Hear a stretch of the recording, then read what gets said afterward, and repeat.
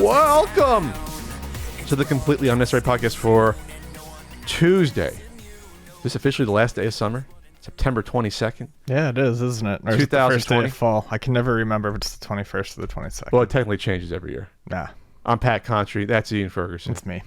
On the show today, we'll be talking about Microsoft doing a little business deal, a slightly small business deal. The Nintendo 3DS has been discontinued. A hysterical cheat creator troll for CSGO. Follow up on the WADA auction from last week, and some more fun. First off, so we get to announce this out of the way. You know, you can get the pins. Come on, folks. You know this. You can get the RBI baseball stickers like a toilet paper roll at Costco. The books at ultimatenintendo.com.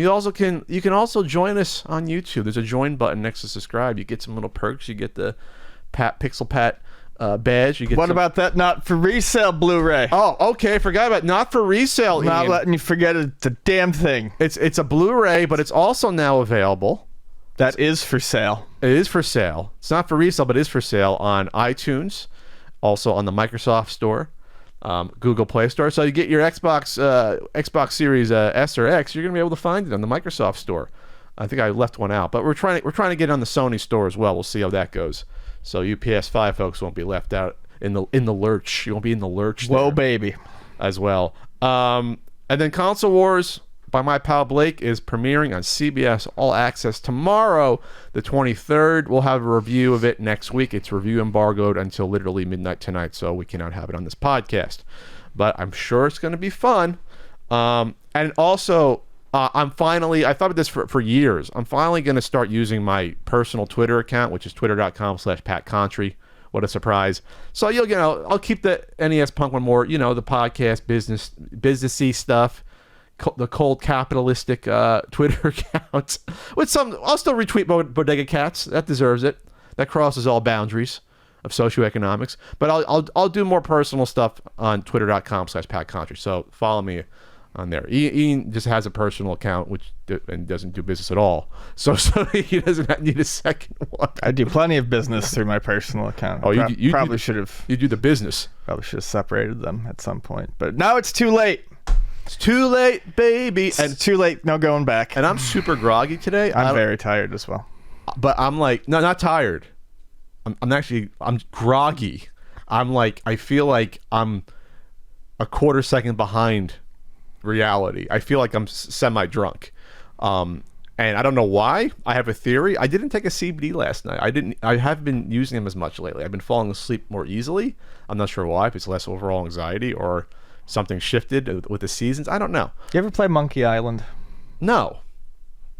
There's a very funny part in there where they go over the recipe for grog. Okay, is that like a mead? Yeah, it's like it's an alcohol punch. Okay, so it's my theory, Ian. So I'm on DoorDash last night because usually I do DoorDash once a week, but I buy enough food for once a week, so I go to Sprouts once a week. But I'm running low, so I had to order food. So I go on DoorDash and I see up until 9/21, which was yesterday, Dunkin Donuts, order at least $10, you get free delivery and a free box 25 count of Munchkins. And I don't want to lose money, so you know what?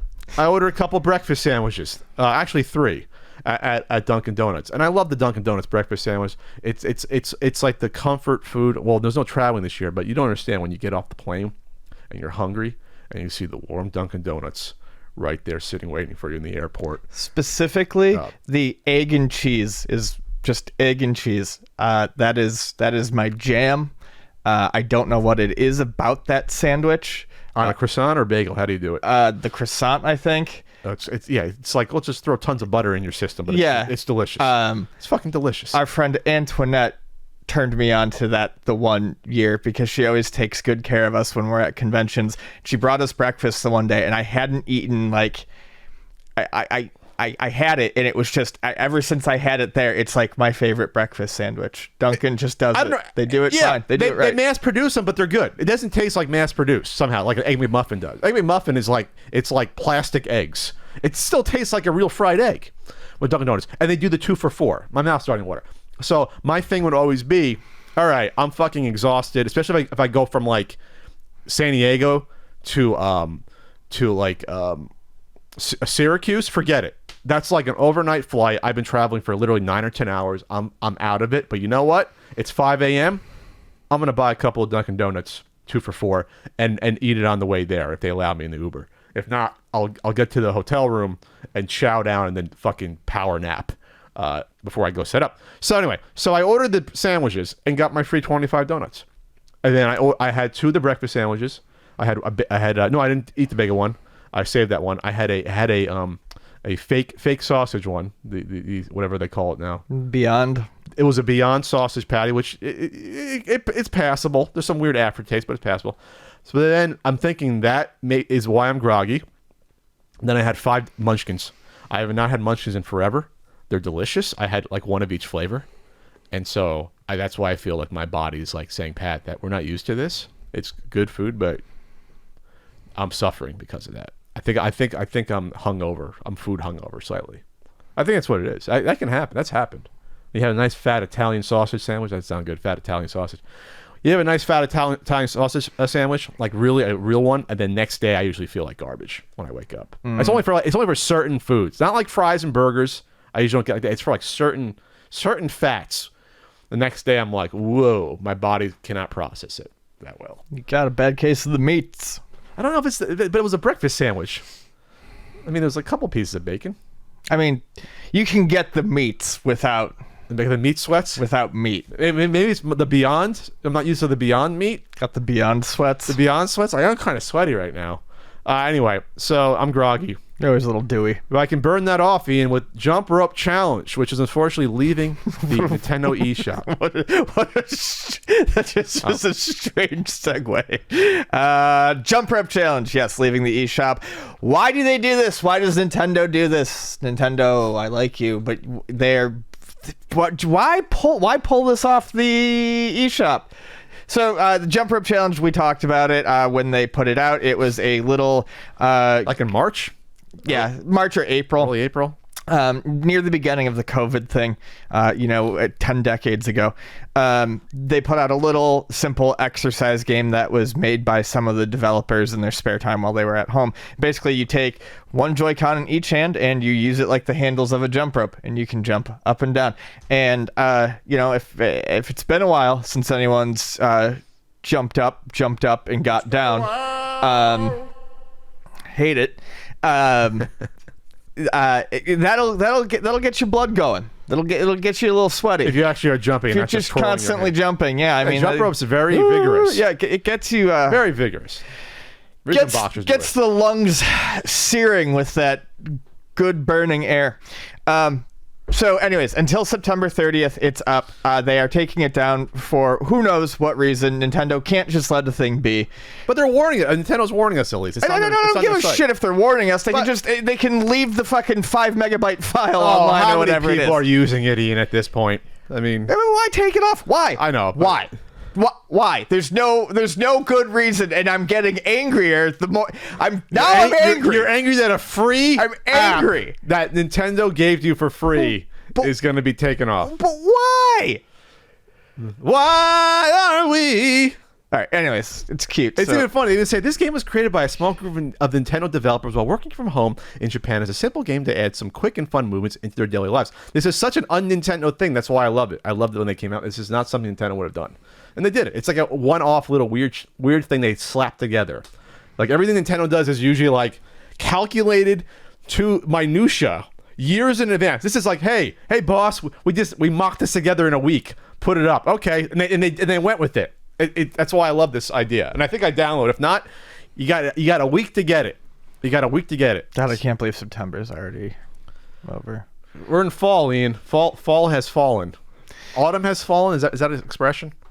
No. Anyway, also here on this intro docket, we got the General Mills Ultimate Taste comeback. Don't pull the curtain back on our intro. People are loving our long intros on YouTube.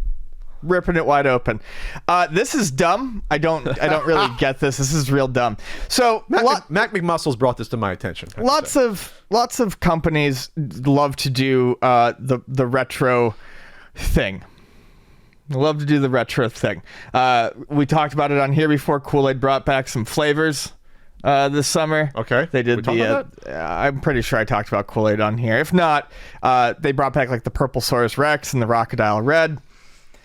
So bringing back the old stuff is crazy. It's big. Bring back shit for the parents to infuse into their children's veins. So General Mills is doing some sort of retro thing with Trix, Cocoa Puffs, Golden Grams, and a Cookie Crisp. Cookie Crisp. But it's dumb. So the Trix thing, as this article from Serialistly.net. That's a great name. God, that's hard to say. Serialistly. The Trix retro thing is that it's going to be in fruity shapes. Okay. But that's weird because it was in fruity shapes like 2 years ago. It was in the 90s, I think. Yeah, they've done this this for the past 2 years. So it's not really a comeback as much as it is a new box. Actual Trix used to just be puffs. If you wanted to like do a retro thing with it, you would just bring back the multicolored puff balls. Cocoa Puffs is going to have a more chocolatey taste. So that's one of those ones that you can never really like ascertain whether or not they've actually done anything. You're like, sure. They changed the formula slightly. Okay, this tastes like enough so legally they can say more chocolatey taste. Golden Grams is bringing back honey in the recipe. Apparently they took honey out of the recipe and they're bringing it back. Like it was just pure sugar, I guess? Yeah, I guess so. But even that, according to this article, was only 8 years ago. Okay. So not even a decade. So not even going to the 90s, let alone 80s for retro. Yeah. And then what is this? The more chocolate chip cookie taste? More chocolate chip cookie taste. Another one that is hard to actually determine. But they've got the wolf on the box. Yeah, the wolf is really old. Yeah, I don't pay attention to cereal that much these days. But I don't think that they've used the wolf recently. The Wizard was the 70s to 80s. Then when did they get the fuck? I remember the Criminal from the late 80s with the dog. The fucking criminal. Criminal. This dirty criminal. Like now I'm going to the Cookie Crisp Wikipedia. Okay, so yeah, Cookie Jarvis, which was the too old for me even. I don't remember the Wizard at all. I remember Cookie Crook and the Cookie Cop. Yeah, I definitely remember that. them. That was my childhood. And then it was Chip the Dog in 1990. They got the dog to soften up the criminal, I guess. And then I have no idea when the hound was or this wolf was. When was the wolf around? I thought the wolf was an alternate to the dog, an alternate to the cop and dog in other markets. But I could be wrong.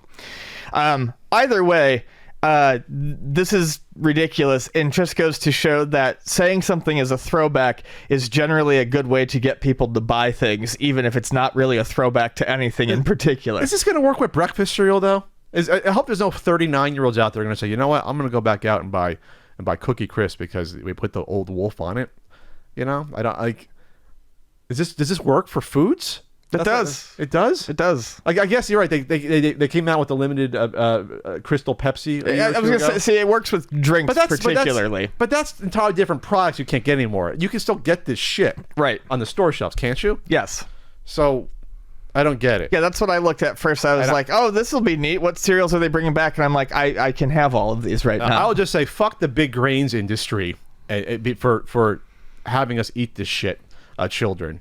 And contributing to childhood obesity and diabetes. Fuck all this shit. I'm so anti-cereal now. I do my 80s Twitch commercials. You see how much of these commercials were thrown at us at children. It was like literally two cereal commercials every commercial break just about at kids. I love cereal. I don't eat much of it because, yes, as I've grown older, I realize that it is probably the unhealthiest food horrible out there. There is nothing in cereal that is good for nothing you. That's healthy. There's a few out there you want to say like, oh, muslin, or some of those ones that have like nuts and some natural stuff, but this is shit. These four General Mills can eat me. I mean, I ate Honey Nut Cheerios growing up, which later you found out is one of the worst culprits out of all of these cereals. You never think, oh, Honey Nut Cheerios. No, it's horrible. Oh, I'm sure. And the other one was also bad, was like Cinnamon Life, which I ate as a kid. I love Cinnamon Toast Crunch is like my fucking jam. And that's, I mean, we have 2 jams this week. I have so many jams. No, I get mad because I think even like, yeah, my parents, they bought me a lot of crappy foods and a lot of bad high C and fruit punches that were awful. The combination of that and these cereals was why I was thick but quick. If I didn't eat awful stuff for breakfast, I don't think I'd probably be in as horrible shape as a kid the more I think about it. And I did, yes, I went outside and exercised, and it barely made a dent because of all the amount of Because you were going inside and fucking rehydrating with juicy juice. Yes. Oh, it's high C. It's good for you. It's fruit. It's not. Oh, I'm thirsty as fuck. I'm just gonna chug down this gallon of sugar water. We can legally say it's fruit juice because it's just sugar. We have like 1% fruit juice in there, in the 1% of the solution. But not to belabor the point, but I think if I ever got to Congress or in political power, I would crush the big grains industry. Like, that would be my thing. I'm gonna crush you for doing this to us, because I don't think 50 years ago, 60 years ago, cereal was as big as a thing. It was, have your eggs and bacon, or have your muffin. No, 70s and 80s, I think, is when cereal really got. Cereal wasn't a thing until 100 years ago, 120. Like, they started to push grains as a thing you should eat for breakfast more, and that was a whole push from an industry to sell oats and grains, and it's vile. Nothing like every food you find out. Every food industry is vile and vicious, like the whole corn syrup. Well, I was going to say, most of these cereals made with corn, which is another fucking industry. Fuck corn. Corn is fucking awful. We only eat it because we can grow it. That's the only reason. Fucking, you can chew on grass and it has more nutritional value than having a fucking can of corn. But they push corn on you as being like, oh, it's a vegetable kind of, and now we'll just make corn syrup, which is horrific for you. So this is becoming your podcast. Yeah, I was gonna say we're delving into extra napkins territory here. Corn syrup tricks your body, and you don't process it like sugar, so it's like 10 times worse than regular sugar. It's fucking horrifying. There's a reason why when Pat used to go out to the TGI Fridays, I'd have 7 refills of Coke, because it's corn syrup, and your body doesn't know what you're drinking, so you can just have more of it. Sorry, Ian. That's fine. So fuck the ultimate taste comeback from General Mills, right? Awful. Well, we got more podcasts to do. Or is that it for this podcast? That's it. We're done. All right. The John Madden Game Boy Color game is I think out there now. Game Boy. Is it just Game Boy? Yeah, that's why I deleted the color, because the pictures are black and white. Is this your jam? This is no, probably not my jam. But it's an unreleased Game Boy. It is. Just Madden is not. I mean, I want to check it out because I've heard it's difficult to play this. So, anyways, yes, there was a in the Nintendo dump that we keep talking about, the Giga Leak, there was Madden for the Game Boy that never came out, and it was going to be published by Ubisoft, which is strange because Madden is known for being an EA property. So this was early on. This was Madden was first released in 1988 for computers, Apple IIe, other video game years topic. Excuse me, and other systems, home computer systems. And in 1990, I think, was when it got its console debut. Or it became a yearly. I think 91 was when it became a yearly. Yeah, it wasn't yearly series. for a few years. So 88, then 90 it came out again. I think it was just re-released as John Madden Football, and then I think 91 was the first of the where they started putting the it was the Genesis, years after. right? In like 91 or 91, then 92 is on the Super. And then from there, it's on every fucking console in existence. Yeah. So the Game Boy game, which was developed by NMS Software, it was said that the 8-bit ports of Madden would be available by Christmas of that year in 1993, but it was never released. Game Informer magazine from back then, this is according to the Polygon article, previewed the title in 1993, but with a non-interactive demo. So playable prototypes were not around. They didn't know if they actually existed until they were discovered just now. Graphically, it looks actually kind of nice. I like the way it looks. It's got the side view, kind of similar to Tecmo Bowl. It's got these cute little chunky players. I actually like the look of it a lot. But the cutscene is funny of the crowd. There's a guy in a shirtless guy in a leather vest. But according to the article, it is just a bit baffling and hard to play. Perhaps a reason why the game was never released. Interesting. So, cool to see.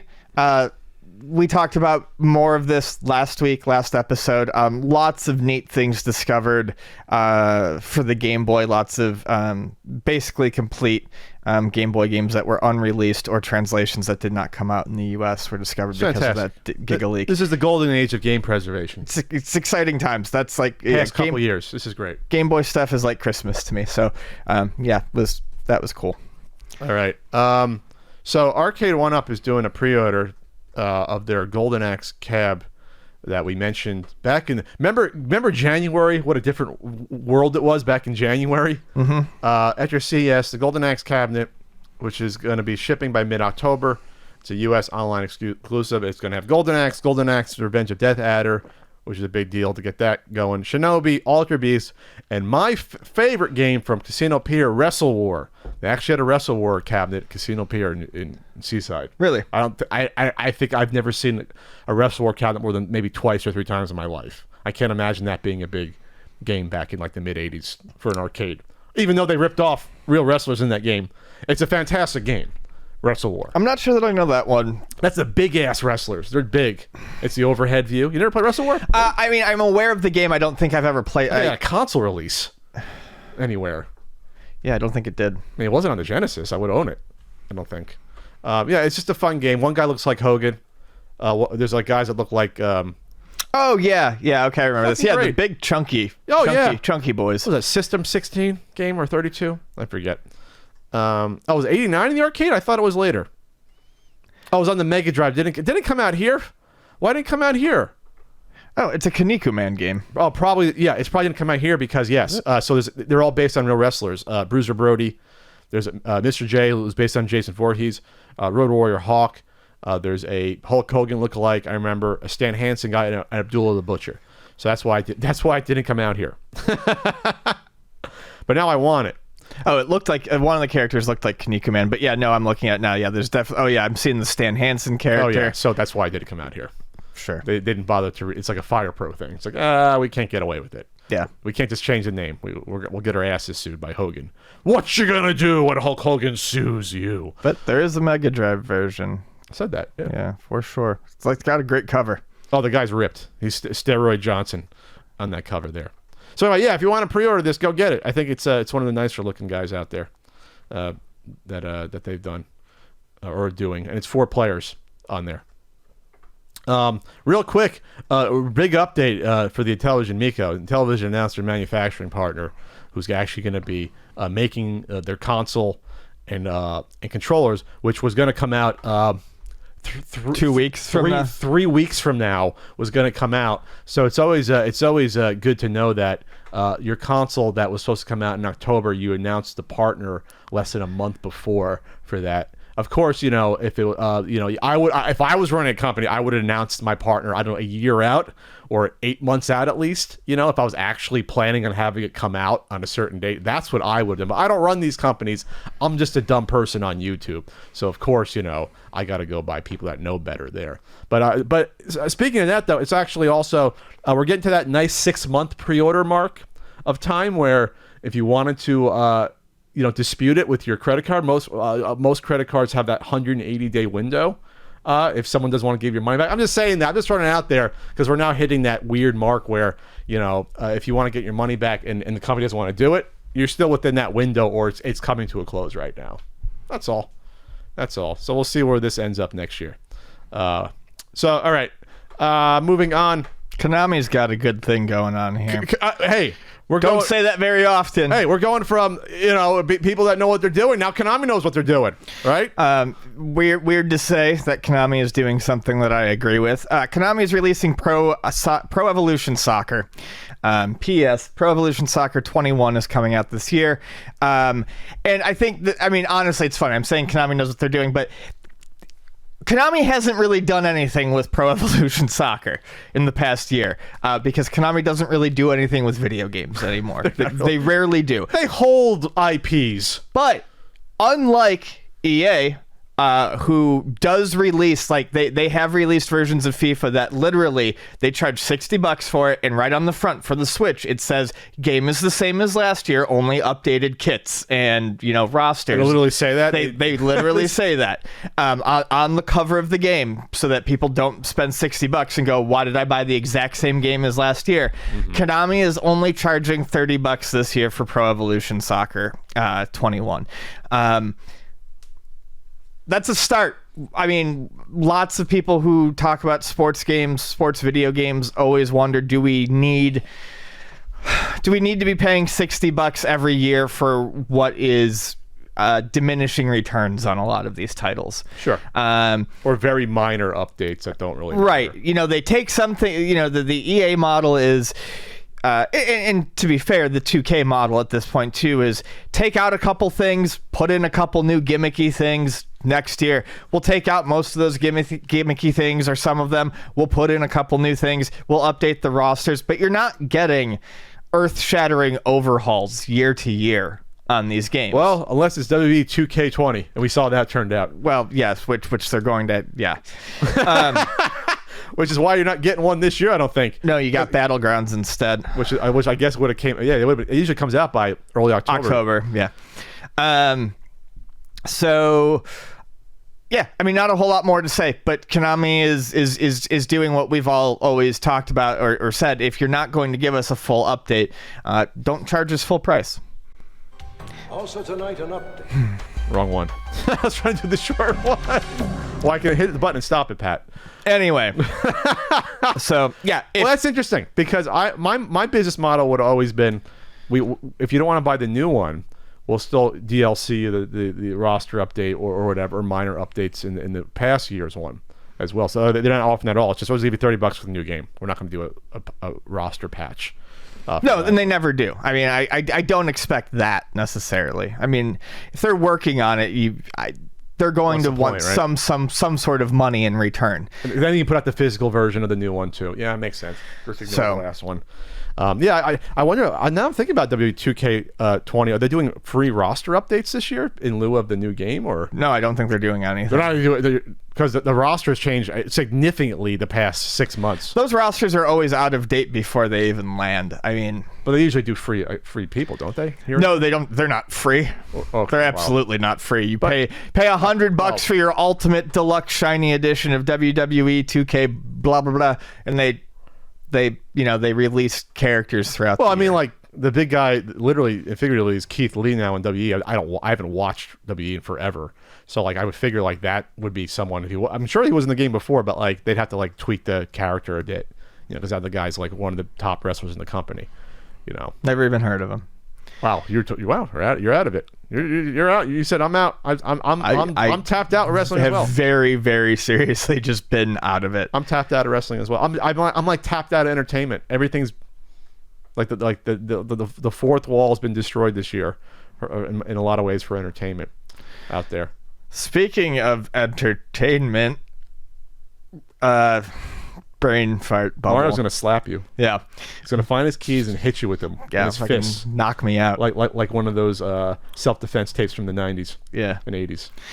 So Spider-Man Remastered will not be receiving a physical release on PS5. However, Miles Morales Spider-Man is receiving a physical release on PS5, and that game is going to be bundled with it. So technically, you can buy a physical thing that will give you a copy of it, but that is not how it is branded. I'm sure it's probably a download when you buy the Miles Morales thing. They want to sell you the new one, even though they probably could resell you the old one. Right. Well, they said that they say that they're doing a lot of things to the remastered version for the PS5 to take advantage of the system. How much they take advantage of remains to be seen. But your saves from the PS4 version will not transfer over. Oh, no. So it stands to reason that it's going to be different enough, or at least it's different enough that the saves could not have transferred. I don't think that they would they want to make the money. There's nothing for them to gain by preventing your save from transferring over. So I don't think that this is one of those instances like the that Control game we talked about last week, where they're lying out of their ass. The control. Oh, the yes. Yeah. So I don't necessarily think that Insomniac's lying here about the saves. Liars. But yeah, You're a liar. You'll have to play through it again. As much as everyone seemed to enjoy that game, I don't think that'll be a problem for a lot of people. And I think that, the Spider-Man game good value. could probably be a pretty decent showcase for what the PS5 can do. 2 games for $60. Yeah, it's not There you bad. go. Pretty good. There you go. Pretty good. Pretty good. So, all right. We had the Sony PS5 price reveal and pre-order mess that happened. What was that, Thursday or Friday last week? It was one of those days. It was a pre-podcast. All the good news is happening like the day after the podcast on Wednesday. It's been happening like all the time recently. So what happened, Ian? So the PlayStation 5, they announced they did one of their events, and at the end of it, I honestly don't even really remember what was on. The event showcased some of the upcoming games. Final Fantasy 16 was one. Horizon Zero Dawn 2, Miles Morales Spider-Man, the Demon Souls remake was shown, which actually looks very good. I'm kind of excited to check that out at some point. And then at the end, they announced the pricing for the system. So the system has 2 models. The digital-only model with no disk drive is going to be $399, and the standard model with drive is going to be $499. So on their upper-level system, they are meeting the Xbox price point. They're not exceeding it, which I think some people thought they might. And then their discless version is $100 more than the $299 Xbox Series S. But it's the same specs as their disc. But the PlayStation 4 exactly. It's the same specs. It's not a downgrade. It's not a downgraded system. Yeah. So the pricing makes sense to me. It's kind of what I figured. It seems to be in line. It's nice to see that these companies didn't get quite as pricey as we thought, because I think for a while there, a lot of people were thinking that we might be looking at another $600 system, and that would be bad for absolutely everyone. But they're not, so that's good.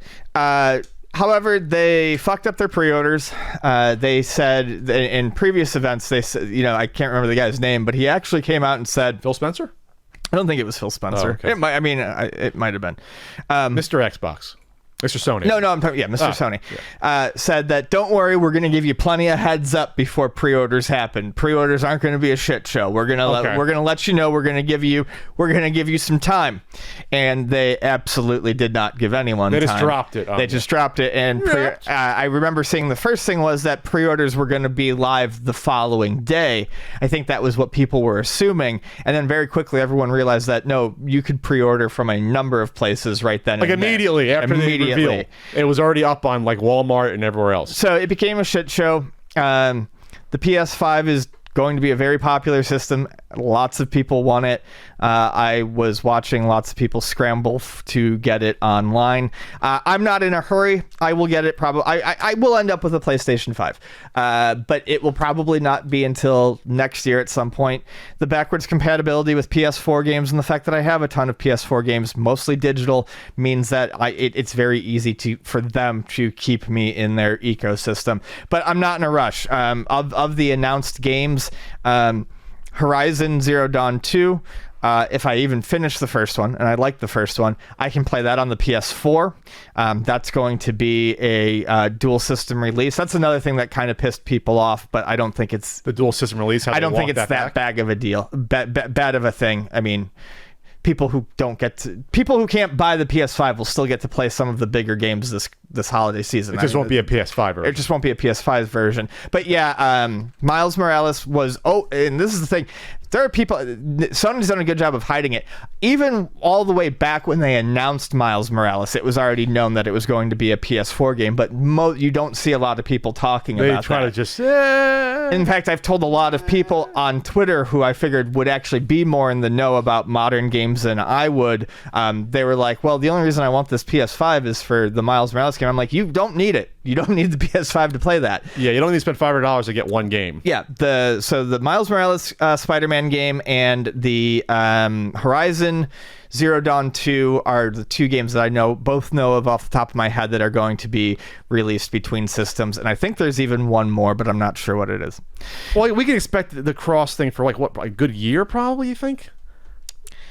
I don't think they're going to lean on it as heavily as they did in the transition from, say, PS2 to like PS3 in 360, or even maybe as much as the transition from PS3 to PS4. But yeah, I think we're going to see some dual releases for a while here. That's just it's what happens. Especially since they can't produce enough of these probably.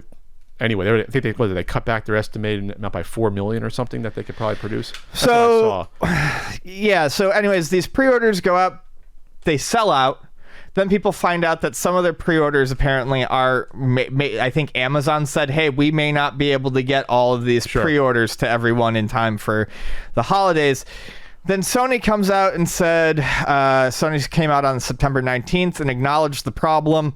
In a tweet, the company apologized for the pre-order snafus and said it will release more PS5 consoles for pre-order. Furthermore, the company pledged more PS5s will be available through the end of the year.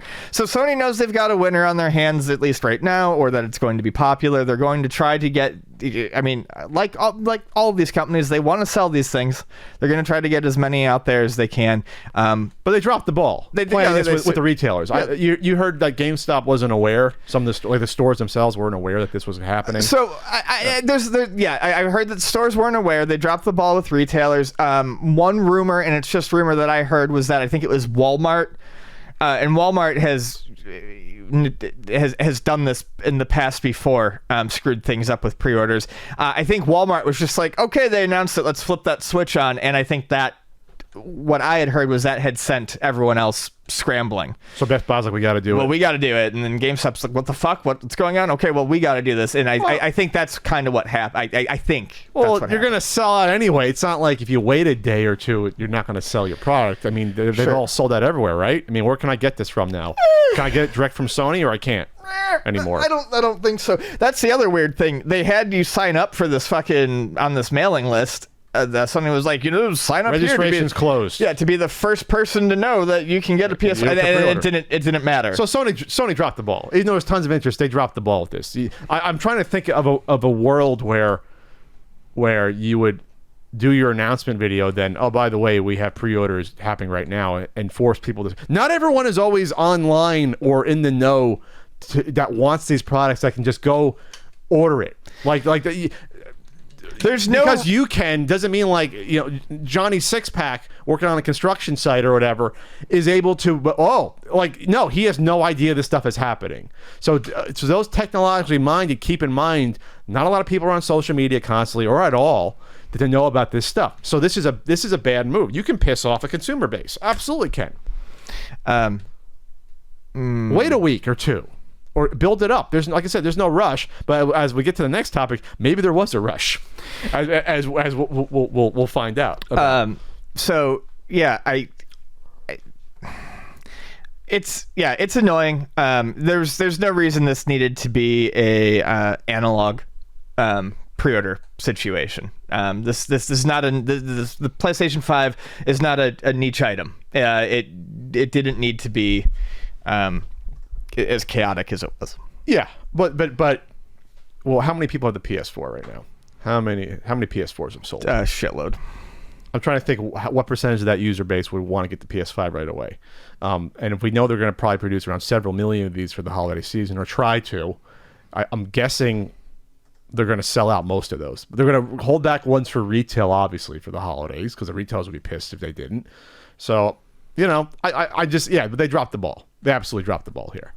With that, but people are excited. I think a lot of people saw the $400 price point and say, "Wow, for $400, that beats the $500 Microsoft Series X price, and it's the same powerful system. Who the hell needs that $300 weaker Series S?" A lot of people said that, and that's a valid point. Except there'll be nothing to stop Microsoft from saying next year we can do a $400 diskless version probably as well, and match that. I don't think Microsoft wanted to confused with three different systems. I don't think they want to confuse the marketplace. So we'll have two that are $200 apart, that these are two distinctly different systems. I think that's what their strategy what they wanted to do, and I think it might work. And we'll talk about why it might or might not soon, very soon. But yeah, so you didn't pre-order this. You'll get one next year when they're readily available. Yeah, it was nice to be on the other side of a pre-order thing and not care. I'm like, this year I don't think I've pre-ordered anything successfully this year or gotten anything like with the analog handheld. I wanted that, but I didn't think I wouldn't be able to get it. But everything else, I'm like, you know what? I'm not in this rat race anymore to pre-order crap. Even if I want it, I'm not. I'm done. The analog thing, the analog pocket was probably the first one in a long time I actually like wanted, and wasn't sure that I was going to get. Usually, I honestly, and it started. It's a part of me that I'm so glad has been burning off these past few years. The desire for collectible or limited things. I just don't give a fucking shit at all anymore. Oh, I'm out. I don't care about exclusives at Comic-Con. I don't worry about record store day anymore. If I can't get my record in the limited edition color that I want, fine, I will take it on the black wax instead. Sounds sexy. I don't have the patience for that stuff. I don't need the stress to gain an object. I can't do it anymore. I think probably the Comic-Con exposure sledgehammered it into my brain about, wow, this is ridiculous. Comic-Con was very much the thing that taught me to get over limited shit. Seeing the lines at the Hasbro Direct, like, these people are going to spend hours here at their Comic-Con. They're traveling across the country to get this fucking toy that they can hopefully, a lot of them flip on eBay or just to get for their collection. It's like, I just don't see that. Just wait for it later. But spend that premium. Don't waste your time. Like, if you have the money to fly out to Comic-Con and spend money at hotels, like, just don't waste your time. That's why I come back to that. Just don't waste your time with that. Your time is valuable. What sunk it to me is when I got the freaking, they're nice, when I got the Ninja Turtles arcade set of figures. Sure. They're still in the fucking package. Yeah. It's cool, but they're still, those were like 4 or 5 years ago. That was like the first run of like them doing stuff like that. And I'm sure that for most people who bought them, they're still in the package sitting somewhere, and that's fine. But I got that, and I got the Transformers G.I. Joe crossover, I believe, and I sold that. I was like, what am I doing with this? I don't remember what comic this was from, but I always think about it. It's like the dog chasing the car. What happens when you the fun, right? The fun is chasing it. When you catch it, what the fuck are you gonna do with it? You're just add more money in space. Right, exactly. You put it on a shelf and you go, okay, well, I got that. And then when you look at it, what do you think about? Well, you think about all the fucking hassle you went through to get it. It's a reminder of your hassle of waiting. And I just... Now look at the game collection. Yeah, it's somewhat of a reminder of the hassle and all the fun of chasing it. But that stuff's not limited. That's not like you have to get online this morning to get it or you're gonna miss out forever. There's not FOMO in game collecting as much as this. Oh yeah, game collecting and going after limited stuff. They're different things. They're not always the same. Yeah, first what power about all your games? Like, yeah, but this stuff won't be in a dumpster in 5 years, hopefully, as well. Yeah, waiting in line for Mondo shit, the getting stuff from the Funko booth Pops for people. It's good to have this year rest of Comic-Con, I think. Because last year, not that I didn't have a bad experience at Comic-Con last year, but I could have skipped Comic-Con last year besides hanging out with Frank. Hanging out with Frank was fun. Oh, last year was probably my favorite Comic-Con in many years. But it wasn't new anymore. It's the same shit. But that's why I like it, because it's comfortable. I like Comic-Con now because it's not new, because it fucking feels like slipping into a glove. Well, I didn't mind having a break from it. I only went 2 days last year. I didn't go all 4 days for at least a few years. All 4 days, I'm done with that. I only go for like 2.5 hours and I'm done. I don't spend like 7 hours anymore. I was just sort of Comic-Con out. Not like Frank. Frank's has been now for like 3 years. So hopefully we get Frank back there next year if he wants. Anyway, so that's the Sony reveal right there. Boop, and boop, the pre-order mess. Boop, boop, we're going to transition. We're going to cut this. Boop. If you're watching the YouTube intro. This is the end.